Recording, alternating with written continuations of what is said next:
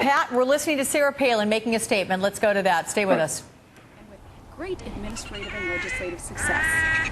My choice is to take a stand and affect change and not just hit our head against the wall and watch valuable state time and money, millions of your dollars, go down the drain in this new political environment.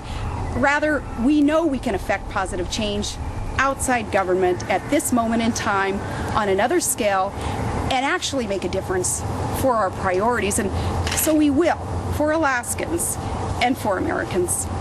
Let me go back quickly to a comfortable analogy for me, and that's sports. Basketball. And I use it because you are naive if you don't see a full court press from the national level picking away right now. A good point guard, here's what she does. She drives through a full court press, protecting the ball, keeping her head up because she needs to keep her eye on the basket. And she knows exactly when to pass the ball so that the team can win. And that is what I'm doing, keeping our eye on the ball. That represents sound priorities. Remember, they include energy independence and smaller government and national security and freedom. And I know when it's time to pass the ball for victory.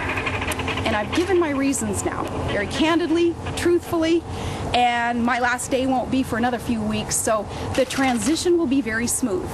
In fact, we look forward to swearing in Sean Parnell up there in Fairbanks at the conclusion of our governor's picnic at the end of the month. And I really don't want to disappoint anyone with this announcement, not with the decision that I have made. All I can ask is that you trust me with this decision and know that it is no more politics as usual. And some Alaskans, it seemed today, maybe they don't mind wasting public dollars and state time, but I do. And I cannot stand here as your governor and allow the millions of dollars and all that time go to waste just so that I can hold the title of governor. I don't know if my children are going to allow it anyway. Some are going to question the timing of this, and let me just say that this decision has been in the works for a while. In fact, this decision comes after much consideration, prayer and consideration. And finally, I polled the most important people in my life, my kids. When McCain asked you to take the number 2 spot on the ticket, for a moment, did you think no?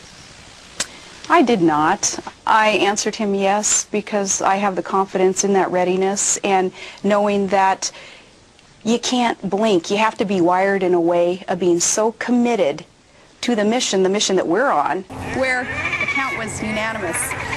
Well, in response to asking, hey, do you want me to make a positive difference and fight for all our children's future from outside the governor's office? It was 4 yeses and 1 hell yeah. And the hell yeah sealed it. And someday I'll talk about the details of that.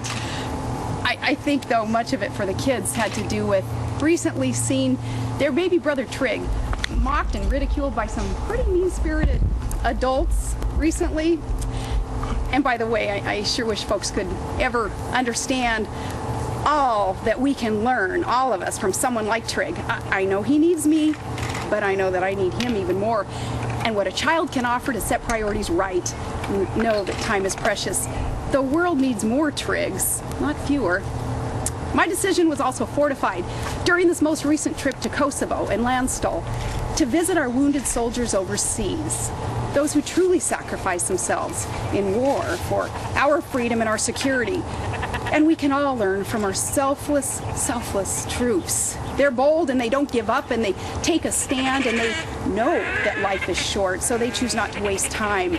They choose to be productive and to serve something greater than self and to build up their families and their states and our great country. These troops and their important missions now, there is where truly the worthy causes are in this world, and that's where our public resources should be, our public priority, with time and resources spent on that, not on this superficial, wasteful political blood sport. So may we all learn from them.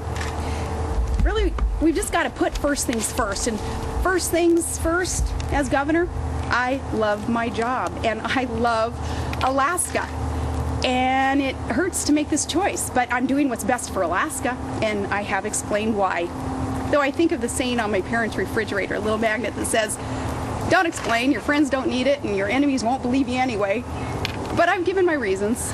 It's no more politics as usual, and I'm taking my fight for what's right for Alaska in a new direction.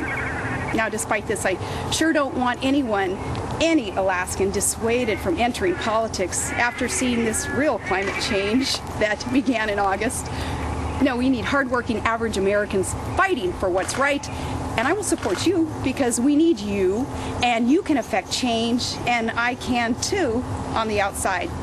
We need those who will respect our Constitution, where government's supposed to serve from the bottom up and not move toward this top-down big government takeover, but rather will be protectors of individual rights, who also have enough common sense to acknowledge when conditions have drastically changed, and they're willing to call an audible and pass the ball when it's time so the team can win. And that's what I'm doing.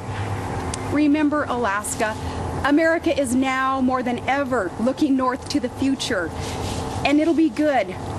So God bless you. And from me and from my family to all Alaska, you have my heart, and we're going to be in really great hands, the capable hands of our Lieutenant Governor Sean Parnell. And Lieutenant General Craig Campbell then will assume the role of Lieutenant Governor.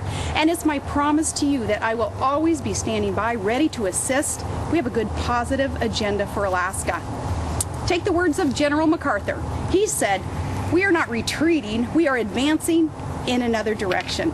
So with that, I'm going to hand this over to our good Lieutenant Governor. And again, I say thank you and God bless you, Alaska.